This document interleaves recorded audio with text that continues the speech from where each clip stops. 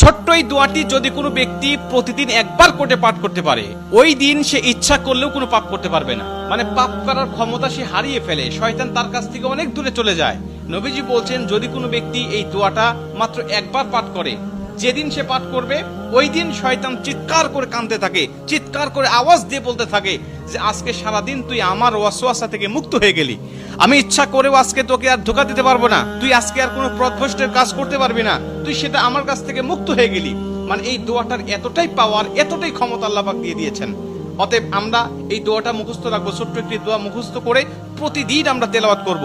আমরা কিন্তু অনেকেই আছি পাপ ছাড়তে চাই, কিন্তু আমরা এমন কিছু দেখি বা এমন কিছুর সম্মুখীন আমরা হয়ে যাই, ওটা দেখার পরে আমরা নিজের উপরে নিজের কন্ট্রোলটা হারিয়ে ফেলি, তখন আমরা পাপ করতে বাধ্য হই বা পাপ শয়তান আমাদেরকে করিয়ে ফেলে।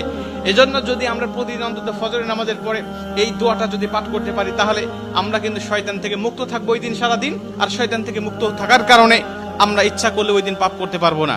নবীজি এই দোয়াটা শিখিয়েছেন, আউযু বিল্লাহিল আযীম, আউযু বিল্লাহিল আযীম ওয়া বিওয়াজহিল কারীম ওয়া সুলতানিহিল কাদিম মিনাশ শাইতানির রাজিম।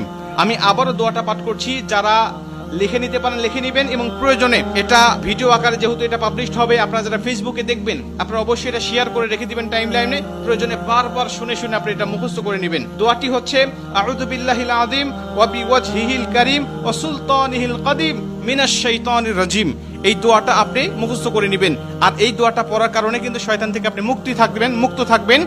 আর শয়তান যেহেতু আমাদের প্রকাশ্য শত্রু, এই শয়তান কিন্তু আমাদেরকে জাহান্নামে নেওয়ার জন্য, জান্নাত থেকে আমাদেরকে বিরত রাখার জন্য বারবার চেষ্টা করছে।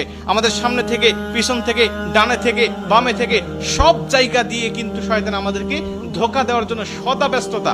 আল্লাহর সাথে সে চ্যালেঞ্জ করে আসছে, আল্লাহকে বলছে, আল্লাহ প্রয়োজনে তুমি জান্নাতের সংখ্যা কমিয়ে ফেলো, জাহান্নামের সংখ্যা বাড়িয়ে দাও, কারণ আমি মানুষগুলোকে যেভাবে ধোঁকা দেব, এই ধোঁকায় সে বোকা হয়ে তোমার ইবাদত আর গোলামি সে করবে না, সে নিঃসন্দেহে পথভ্রষ্ট হয়ে যাবে। এই জন্য শয়তান থেকে মুক্ত থাকার জন্য আমরা কিন্তু সর্বসময় এই দোয়াটা পাঠ করবো। প্রতিদিন অন্তত একবার এই দোয়াটা আমরা পাঠ করলে আমাদের কাছ থেকে শয়তান মুক্ত হয়ে যাবে, আমরা শয়তান মুক্ত জীবন যাপন করব। আর আমাকে যদি শয়তান ওয়াসওয়াসা না দেয়, ওই দিন কিন্তু আমি পাপ করতে পারবো না, ইচ্ছা করলে পাপের কোনো কথাই আমার মধ্যে আসবে না।